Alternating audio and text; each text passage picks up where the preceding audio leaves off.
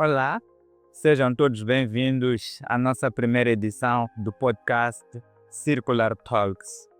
Bom, eh, este é um podcast que está sendo implementado pela primeiríssima vez pelo projeto Inovação Circular, um projeto que tem como objetivo investir e empoderar para um desenvolvimento econômico inclusivo, implementado pelo consórcio Associações com Moçambique. Bom, antes de mais, eu gostaria de saudar a todos que estão a nos assistir lá em casa, a nível tanto da cidade da Beira, a nível de Moçambique no geral, e também a nível da Itália, onde está sediada a nossa grandíssima organização. No entanto, hoje, pela primeira vez, vamos realizar a nossa primeira edição do podcast Circular Talks, que tem como objetivo trazer histórias, trazer experiências, trazer informações concretas a nível do ecossistema empreendedor da nossa cidade da Beira, daquilo que são os resultados que foram alcançados aqui a nível do projeto Inovação Circular. No entanto, hoje temos um convidado bastante especial que gostaríamos de dar-lhe as nossas boas-vindas. Seja bem-vindo, Justino Langa. Muito obrigado. Bom, o Justino Langa é um empreendedor, é um economista, é o CEO de uma empresa Nix Sabores e é também o CEO da Smart Holding, que é uma holding que compõe diferentes empresas voltadas à economia circular, voltadas ao agronegócio e voltadas à prestação de serviços. O Justino Langa também é um consultor financeiro e pronto, é o nosso primeiríssimo convidado de honra que nos brinda com a sua presença, que vai nos contar as suas histórias do percurso empreendedor durante este tempo, desde que começou os seus trabalhos. Bom, a nossa temática de hoje tem a ver com empreender em contextos desafiadores. Nós temos um convidado que iniciou a sua jornada de empreendedorismo praticamente nos anos 2022, 2023. Ele é que vai nos contar melhor aí da sua história, como é que superou esses desafios todos e como é que foi a jornada de empreender neste contexto desafiador. Justino, seja bem-vindo. Gostaria de saudar os nossos telespectadores, as pessoas que nos assistem de lá de casa. Muito obrigado pelo convite, primeiramente. É um prazer estar aqui convosco, poder partilhar minha experiência, o que passei nessa toda a minha jornada como empreendedor. E pronto, muito obrigado também aí em casa, a todos que estão a assistir esse podcast. Espero poder agregar algum valor naquilo que irei partilhar. E pronto, vamos a isso. Pronto, vamos a isso. Pronto, deixa-me dizer, muito antes de começarmos aqui a conversar, que o Justino Langa é praticamente o fruto dos trabalhos do projeto Inovação Circular. Como vocês sabem, o projeto Inovação Circular tem trabalhado durante esses últimos 4 anos com 2 principais incubadoras aqui na cidade da Beira, cuja primeira é a incubadora universitária da Unzambeze, a incubadora Palencunt. E trabalhamos também com a incubadora de negócios privada, que é a Hublink. Então, o Justino Langa foi um dos empreendedores que estrearam o primeiro programa de incubação da Hublink no âmbito do projeto Inovação Circular. Isso em 2023. No entanto, de 2023 para cá já passa alguns anos e os resultados que o Justino e os outros empreendedores que passaram por este programa de incubação temos visto são notórios a nível da cidade, a nível também de Moçambique. Pronto, mas eu gostaria de primeiro começar com uma pergunta: como é que está o Justino? É complicado responder essa questão. Eu estou bem de saúde, em contextos empresariais ou econômicos. estou razoável, o negócio está a andar, Uau. está a mostrar uma sustentabilidade e desta eu posso dizer que estou razoável. Basta o meu negócio mostrar uma sustentabilidade, significa que estou razoável, estou a olhar, a espelhar o meu futuro como empreendedor de sucesso. Uau. Muito bom, muito interessante. O Justino falou aqui duas coisas bastante interessantes. A primeira é que ele está saudável de forma física e também está saudável porque o negócio está sendo sustentável. Isto é um marco bastante importante. Mas a primeira pergunta que principalmente as pessoas que estão lá em casa a nos assistir neste momento gostariam de saber é o que motivou o Justino a empreender? Questão muito interessante. Bom, eu desde criança olhei no contexto moçambicano, eu olhei, olha, não, eu não posso simplesmente fazer minha faculdade para procurar emprego. Eu quis mudar esse cenário em que muitos moçambicanos têm seguido. Estudar para procurar emprego. Eu quis estudar muito mais para poder empreender, poder ter minha empresa, ter minha receita e não depender de ninguém. Olha, então isso é o que me motiva mais todos os dias de acordar, dizer, olha, eu tenho que empreender, por mais que isso não dê resultados hoje, mas futuramente, seja um futuro próximo ou distante, vai me trazer resultados muito mais acima daquilo que aqueles que procuram simplesmente um emprego assim podem ter. Então essa é a minha motivação, é o que me motiva mais a empreender. Bom, importa aqui frisar que o Justino é um economista de formação. Sim. É um economista de formação. O que eu queria perceber mesmo é, o Justino começou a empreender mesmo por causa do ramo da economia ou mesmo tem uma outra motivação um pouco mais particular, para além desta que decidiu-nos aqui? Conforme eu disse, desde criança. Quando eu falo criança, na verdade, é no momento em que eu comecei já a raciocinar, a planejar o meu futuro, não criança de uma idade um pouco menor. Só para ter noção, o meu sonho nunca foi fazer economia. Eu queria ser um engenheiro mecânico. Uau! Está a ver? Mas sempre eu planejei ter minha própria oficina, não trabalhar nas oficinas dos outros. Meu sonho não partiu no momento em que eu fiz economia, foi muito antes disso. No momento em que ainda era jovem, né? Quando falo mais novo, não é naquele momento em que era criança, né? Mas um momento em que já comecei a raciocinar, a planejar o que eu queria fazer na vida. Exato. E olha, de quem me motivou nisso tudo foi o meu irmão, que estava a fazer Tommy Fresa, e ele me motivou a fazer mecânica.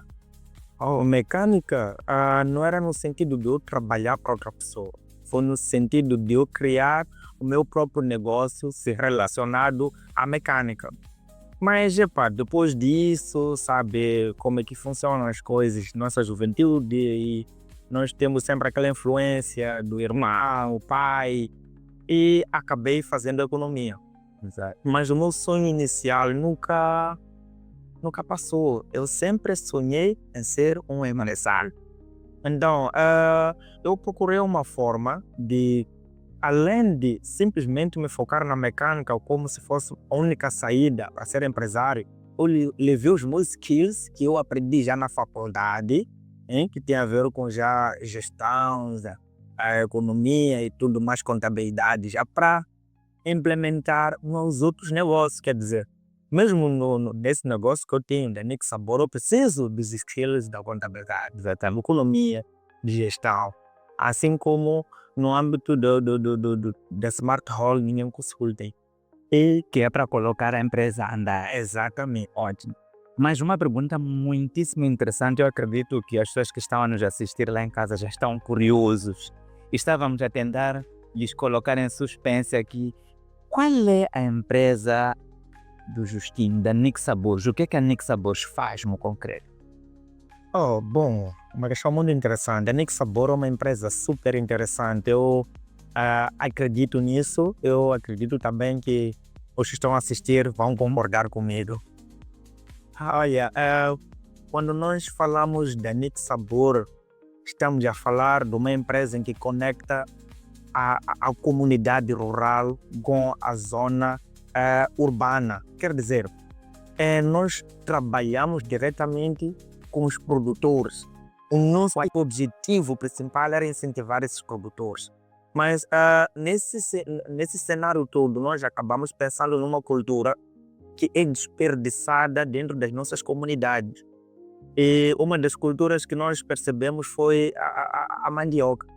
A mandioca. Exatamente. Então, nós pegamos a mandioca, processamos a mandioca em tapioca, fécula e ração. Ração é muito mais para poder recolher aqueles resíduos que serão produzidos no momento do processamento da fécula e a tapioca. Mas olha, quando nós falamos da tapioca, nós estamos a falar daquela tapioca tradicional, né? Eu já queria perguntar-te, porque habitualmente aqui em Moçambique nós conhecemos aquela famosa tapioca de Inhambane, Gaza. A empresa do Justino trabalha no processamento da mandioca para produzir a tapioca que nós conhecemos, aquela que nós compramos nos mercados. É claro, nós temos essa componente, mas nós trouxemos uma inovação também. Uma das coisas que nós percebemos que achamos que era importante resolver era a importação de produtos acabados. E nós temos uma importação em excesso da tapioca do Brasil. Sério? Sim, temos essa importação muito excessiva. E se fores entrar no supermercado Spar, Sim. vais encontrar. E olha que essa tapioca é diferente daquela de Inhambane, Gaza. Não é aquela fresca. Todas são frescas, Sim. né? Mas até certo ponto aquela de Inhambane, Gaza, são graus. Os graus são maiores. Quer dizer, o uso é único. Só usamos para fazer o papa instantâneo. Okay? Mas agora, a tapioca que nós fazemos é multifuncional. Nós podemos usar para fazer bolos, panquecas, porque nós refinamos de modo a ser multifuncional. Nós temos muitas variedades. Além de simplesmente produzirmos a tapioca assim só, nós colocamos outros produtos para fortificar. Quer dizer, colocamos a tapioca com banana, colocamos a tapioca com castanha, Okay. a tapioca com amendoins. Apesar de que com amendoins já existia, que Adicionam outras componentes só para fortificar. Sim. Mas nós temos as tapiocas assim separadas. Colocamos as outras com outras variedades. É uma forma de inovação, uma forma de conseguir os clientes de variedade, de vários locais, com muitos gostos. E hoje vai ser diferente. Mas diga-nos lá, uma curiosidade, na verdade, que acredito que é de todo e todas as pessoas que já estão aqui a nos assistir. Que tipo de clientes a Nick Sabores tem encontrado? Bom, nós primeiramente, quando nós abrimos o nosso negócio, nós tínhamos aquela visão de termos os compradores menos sucedidos, as pessoas que não têm condições, porque a primeira coisa que me veio à cabeça ao criar a fécula, ao produzir a fécula, foi substituir a fécula substituir o trigo na produção de pão. Exato.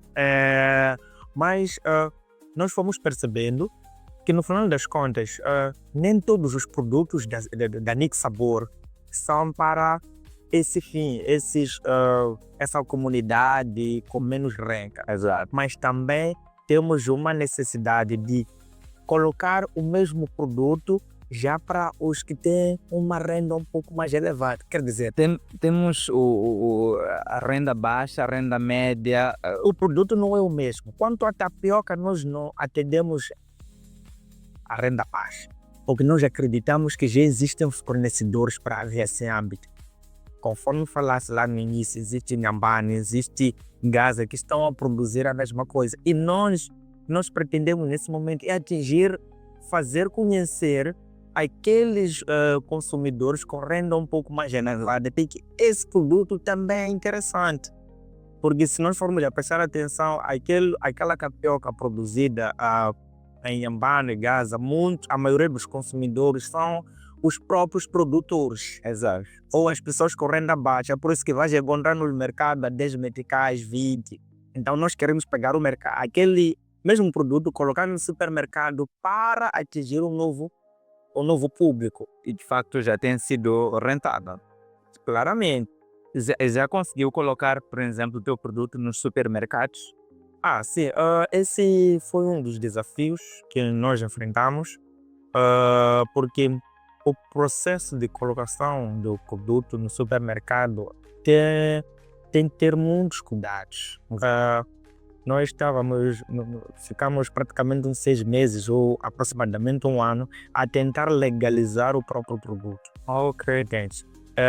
Temos ali informações nutricionais, Sim. temos a validação do próprio produto. Nós não podemos colocar um produto no supermercado então nós temos que sair da fase de formalização do próprio produto, depois já entrar em contato com o supermercado. Mas já estamos nesse momento agora, já estamos a trabalhar, já estamos a começar a colocar os produtos nos supermercados, mas já temos muitas experiências com as mercearias, já estamos a distribuir já agora, a qualquer momento, na cidade da Beira, Nick Sabor já está lá. Se entrar em contato, vais encontrar a qualquer momento. Prontos. Mas uma pergunta mesmo associada ao que estavas a falar, relacionada aos desafios, obstáculos, eu queria perceber do Justino, e creio que seja a curiosidade de muitos.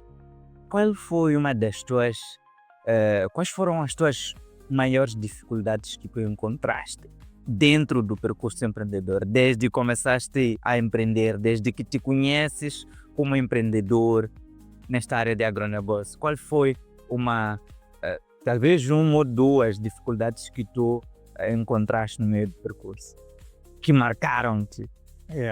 Acredito que seja uma questão muito interessante, muitíssimo interessante, porque em contextos aqui do Moçambique, eu não sei se é Moçambique, mas no âmbito daqui da Beira, há muita dificuldade. As exigências são muito altas quando se trata de agronegócio. Olha que nós iniciamos com um capital social muito baixo, e os requisitos para poder ter, mesmo que seja uma mini indústria de processamento, o capital que nós tínhamos não era suficiente. E nós ficamos muito tempo a tentar legalizar. Só para ter um alvará nós tínhamos que ter um espaço, tínhamos que ter máquinas de inox. Só para ter uma mesa de inox são cerca de 100 e alguma coisa mil meticais. Então foi uma das dificuldades muito que me deixaram muito para baixo, mas isso não foi nenhum motivo para parar. E outra coisa, na verdade, que me deixou meio assim é a parte da legalização do próprio produto. Eu levei muito tempo, quer dizer, depois de ter iniciado atividades, eu não tinha noção de como funcionava exatamente, né, por falta de experiência, não tinha noção de como funciona o mundo de agronegócio. E acabamos iniciando atividade nas autoridades tributárias, começamos com trabalho, pagamento de renda, mas no final das contas nós não poderíamos vender como deveria ser por conta da formalização do próprio produto. Nos deparamos com uma situação em que falaram: olha, se tu vendes esse produto aqui, pode ir preso, irmão, porque o produto não está legal. E quando nós tentamos legalizar o produto, percebemos que a nível regional não existe nenhuma instituição que faz testes de qualidade. Já vê.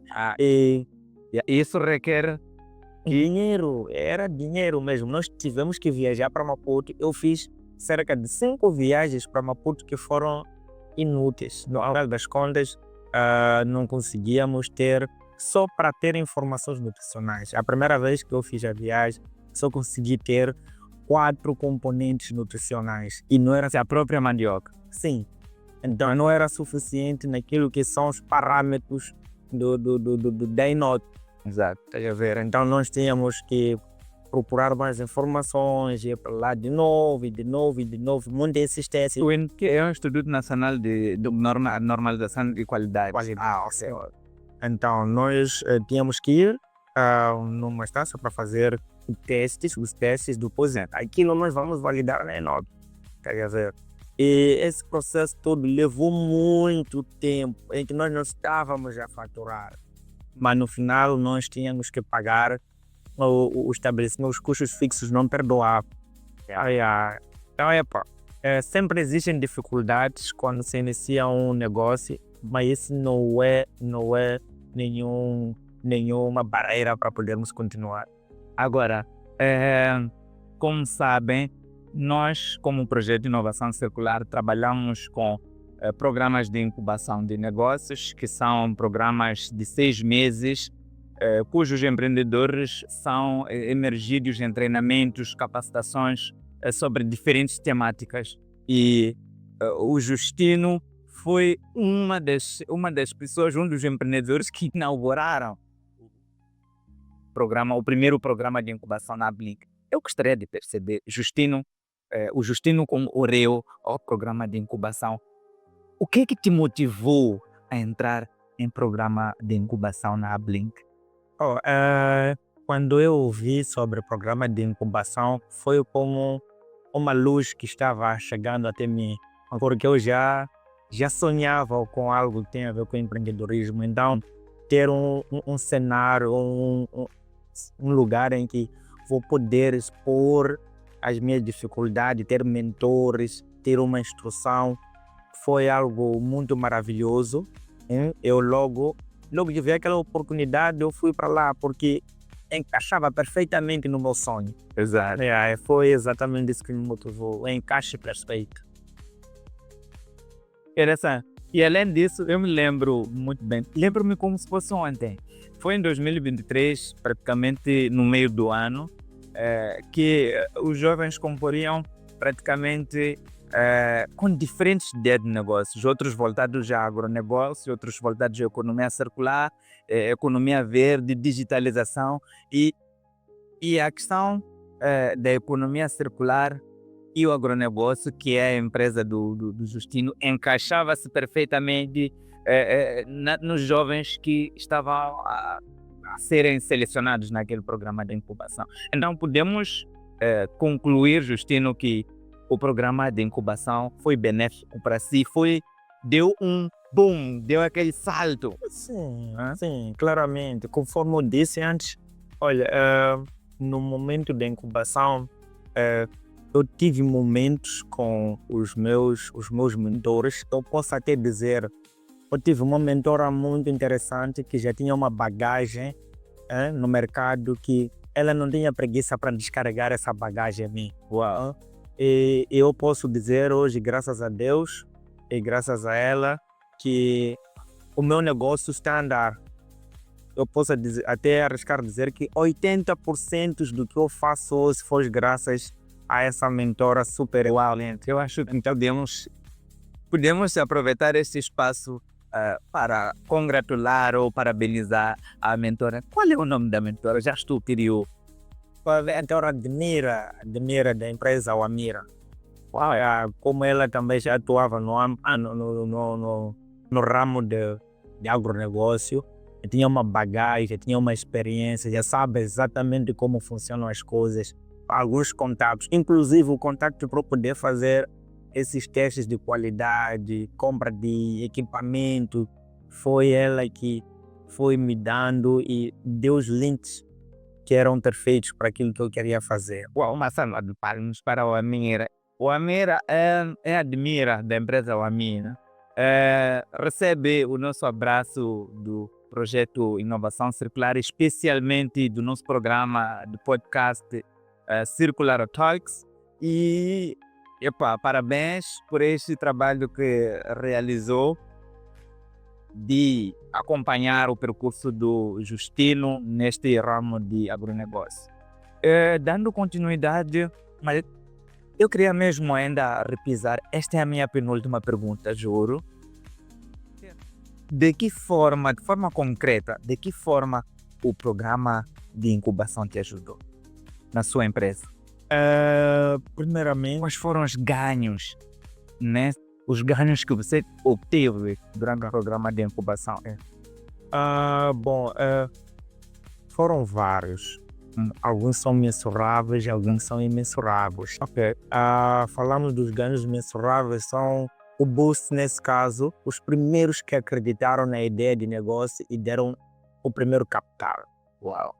Depois da incubação, nós tivemos o primeiro boost do negócio que, por acaso, não teria funcionado a minha ideia de negócio se ninguém acreditasse em mim. Mas depois desse boost, claramente, tive essa mentoria que já precisei tanto aqui, que tive muita ajuda, hein? Muita ajuda e, de certa forma, agregou de uma forma significativa, imensurável, hein? Mas foi uma forma significativa. Ok? Uau. É interessante. Bom, a nossa temática de hoje tem a ver com empreender em contextos desafiadores, em contextos em que às vezes temos poucos recursos para começar a empreender, enquanto que temos tantas dificuldades no caminho. Boa parte das vezes o que nós temos visto aqui na cidade é que são jovens que estão a empreender e que ao mesmo tempo são estudantes universitários. Estão a empreender e que ao mesmo tempo estão a cuidar das suas famílias. Estão a empreender e ao mesmo tempo estão à procura do primeiro emprego. Então são desafios que os jovens têm passado diariamente, e quero acreditar que o Justino também não passou, esses desafios todos não passaram despercebidos, não é? Então gostaria de saber de si, Justino, qual é o conselho que tu dás, principalmente aos jovens que gostariam de entrar nesse ramo do empreendedorismo e olhando para todos os desafios que afetam a juventude moçambicana, afetam a juventude beirense. Qual é o conselho que darias aos jovens que gostariam de entrar não somente no ramo de empreendedorismo voltado ao agronegócio, mas no ramo de empreendedorismo no seu todo? Qual é o conselho principal que tu darias hoje? Irmãos, essa é uma questão chave. Eu tenho um detalhe que eu gosto muito. Dizem assim, uma mão lava a outra. Ok. E há uma necessidade de você se conectarem com os outros para poderem fazer o negócio funcionar. Sozinho é impossível dar um boost no seu negócio. É claro, nós tivemos essas dificuldades, principalmente porque alguns de nós estão a querer empreender porque tem falta de algo por fazer. Uau! Isso é verdade, isso é um fato. Ok? Estão com falta de algo por fazer. Mas alguns é um sonho, mas por conta das barreiras tem sido difícil, acabam por abraçar outras oportunidades. E existem aqueles que são muito resilientes, claramente. Mas nesse âmbito todo, foi muito interessante fazer essa questão, porque uma das coisas que nós fizemos para ultrapassar esse desafio foi o que fez surgir a Smart Holding Consulting. Conta-nos lá um pouco, como é que funciona, qual é a estrutura da Smart Holding? A Smart Holding Consulting surge no âmbito ou no momento em que nós começamos a perceber que dos jovens que receberam financiamento, não conseguíamos, de certa forma, gerir de uma forma separada, porque os recursos eram limitados. Então nós juntamos as forças de modo a fazer com que o projeto dê andamento, mesmo sem a presença física dos outros membros. Quer dizer, por mais que o projeto naquele momento não esteja a trazer nenhum valor, você encontra um emprego. Existe a Faribana, existe o Nick Sabor, existe o Majar Cosmético. Ok. O que acontece é que quando nós encontramos um emprego, quando temos um projeto que nos está a dar valores monetários naquele momento, a nossa tendência é fugir. E nós não teríamos matado nossos sonhos. Ok. Então criamos uma estrutura em que íamos fazer a gestão das mesmas empresas, mesmo sem a presença de todos. Quer dizer, se eu estou distante, fica o outro lá a fazer a gestão. O outro está distante, fazemos. Então nós criamos essa estrutura. Ok, essa estrutura não é exatamente uma estrutura em que surgiu dos membros dos membros que receberam financiamento. Foi uma estrutura que criou-se fora e depois englobou todos os membros. Incluindo os que receberam financiamento e os que não. E os que não, Ok. sim, porque nós percebemos que não é só desafio dos que receberam financiamento naquele momento. Surgiu a ideia por causa deles, mas depois nós fomos expandindo. Portanto, agora temos cerca de 10 subsidiários. Tá a ver? E é por isso que eu disse lá no início, uma mão lava a outra. Bom, a Smart Holding é uma instituição que surgiu muito mais para resolver esse desafio em que nós estávamos a enfrentar nesse âmbito de criação das nossas startups. Olha que nós percebemos existem pessoas que têm empregos, existem pessoas que não têm empregos, de certa forma, mas eles podem migrar para o emprego por conta de o projeto ou a startup dele não estar a faturar naquele momento. Estás a ver? Então, a Smart Hold surge exatamente nesse âmbito em que vai fazer a recolha daquelas pessoas. Vamos nos encaixar no mesmo sítio e mesmo que você não esteja presente para fazer a gerência da sua startup, existirá uma pessoa lá para fazer a gestão, para não fazer o projeto sumir. Olha aqui, existem várias startups que recebem financiamentos, mas no final das contas não chegam ao fim. Quer ver? Por conta disso, nós temos várias barreiras, temos vários desafios. Então, a juventude agora quer capitalizar. E nós somos muito imediatistas. Quer ver? Então, até um certo ponto, nós surgimos para poder fazer o hold daqueles todos. Que é a junção dessas outras empresas, os que incluem os que receberam financiamento, assim como os que não receberam. Exatamente. Isso deixa só clarificar, é uma espécie de evitar a mortalidade prematura das empresas. Exatamente. A mortalidade das empresas, aliás, das startups. Até algumas moram ainda na idealização. Quer ver? É isso. O que acontece? Existem pessoas que têm um sonho de ser empreendedor. Exato. Claro, existem pessoas que estão a empreender porque não tem mais outra coisa para fazer. E existem pessoas que, esses já são muito engajados naquilo que querem e tem firmeza. Eu quero empreender de qualquer forma, por mais que eu enfrente desafio, eu quero empreender. Então nós juntamos todas essas pessoas no mesmo lugar. Então, aqueles que querem empreender só porque não tem outra coisa por fazer, mesmo no momento que vai ter outra coisa por fazer, vai começar a se apaixonar por empreendedorismo. Porque o que acontece? Vai criar uma empresa, por mais que aquela empresa ele já não tenha tempo para gerir a empresa, nós vamos estar lá para gerir. É a ideia de uma mão lava a outra. Exatamente. E nós fizemos esse hold, que é basicamente o nome já da empresa é Smart Hold.